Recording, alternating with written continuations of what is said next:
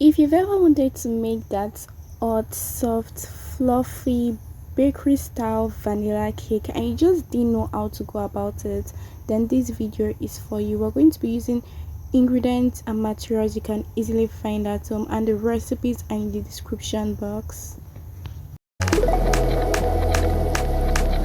If you're baking at home and on a budget, I highly recommend this. It is of good quality. This is just margarine, and you get your baking powder, vanilla flavor, nutmeg, milk flavor, and you're also going to be needing egg.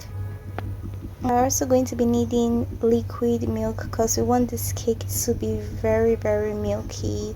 And yes, we need 5 eggs for this recipe. So we're just going to be putting this aside. Then we'll start by prepping our baking pan. You're going to be buttering your pan. So when you're done buttering your pan should be looking something like this. Then you go ahead and dust it with flour. And when you're done dusting it with flour, your pan should be looking like this. Then you just put it aside. Now the baking process begins. So I'm going to go ahead and get a bowl and scoop in 250 grams of butter into the bowl, and then get 1 cup of sugar. So you might not have a measuring cup at home. I don't want you to be discouraged. I'm also going to be showing you what 1 cup of sugar looks like. This is a tomato tin, and I believe everyone has this at home. So this is just what 1 cup of sugar should look like in a tomato tin. This is the small size.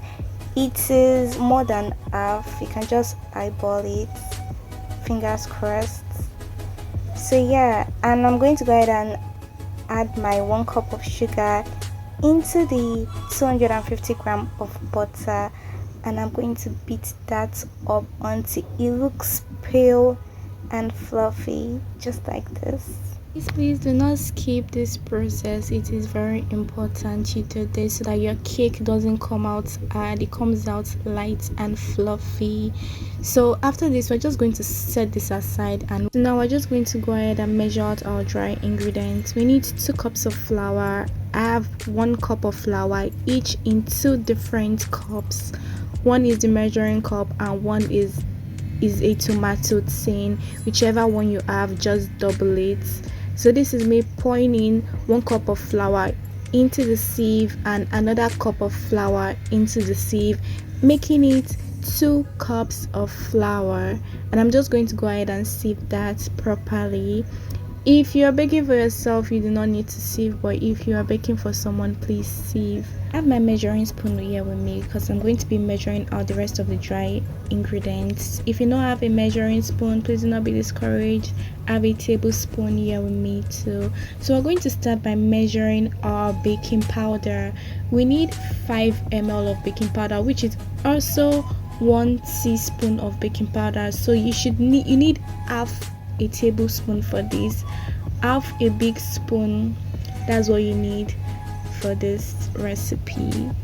So we're just going to pour that into our sieve, and then we'll go ahead and measure out the rest of the dry ingredients, which is the milk flavor and the nutmeg. So for nutmeg, we're going to be needing 1/8 teaspoon. So for me not to confuse you, I'm just going to say very little. You can see how very little it is. That's 1/8 teaspoon. And this is the milk flavor. For the milk flavor, you're going to be needing half a teaspoon, which is 2.5 ml. I would say that's very little as well, but if you want a very milky cake, you can add more milk flavor to it. To put all our dry ingredients aside and then crack our eggs, we're going to be cracking in 5 eggs. This is where I want you to pay attention because we're going to be separating our egg yolks from our egg whites. So you have to be very careful when you are breaking your eggs so you don't have it mixed up. So this is just me removing the eggshell. You do not want the eggshell in your batter, it doesn't taste nice. Remember that butter and sugar you mixed earlier? Oh yeah, go and bring it. And remember when I told you you're going to be separating your egg yolk from your egg white? This is what I mean. You're going to go ahead and be adding your egg yolk one by one, because you do not want to change the consistency of the butter and sugar. You still want it to be buttery. If you go ahead and add all the 5 egg yolks at once, you're going to change the consistency, and we do not want that. So we're going to add one by one and mix properly. And when we're done mixing our egg yolks with our butter and sugar, we're going to go ahead and add our flavor, whatever flavor you want to use. I'm using vanilla flavor here. So by this time your kitchen is already smelling heavenly.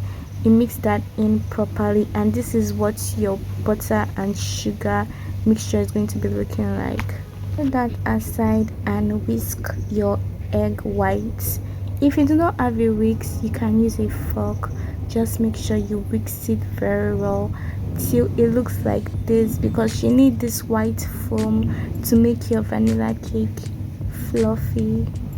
So just mix it properly, and then bring your butter, your sugar, and your egg yolk mixture, and then you go ahead and scoop that egg white foam into the batter. And this is just chemistry, this is just simple chemistry. This is going to make a lot of difference in the texture of your cake.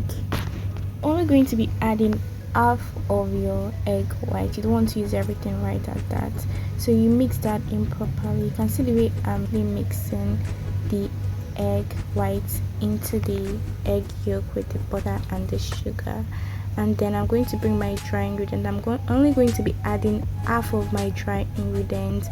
See, at this point, once you put in your flour into your butter and sugar mixture, just be very careful, because you do not want to over mix. You can see the way I'm doing it. I'm cutting and I'm folding gently. Just cut and fold, cut and fold, cut and fold. That's the trick you're going to use. And you add your other half, your remaining half dry ingredients. Continue the same method, cut and fold. And then when you're done incorporating it, you add your egg whites, the remaining half egg whites that I told you to hold on to. So now this is a batter, this is your cake batter.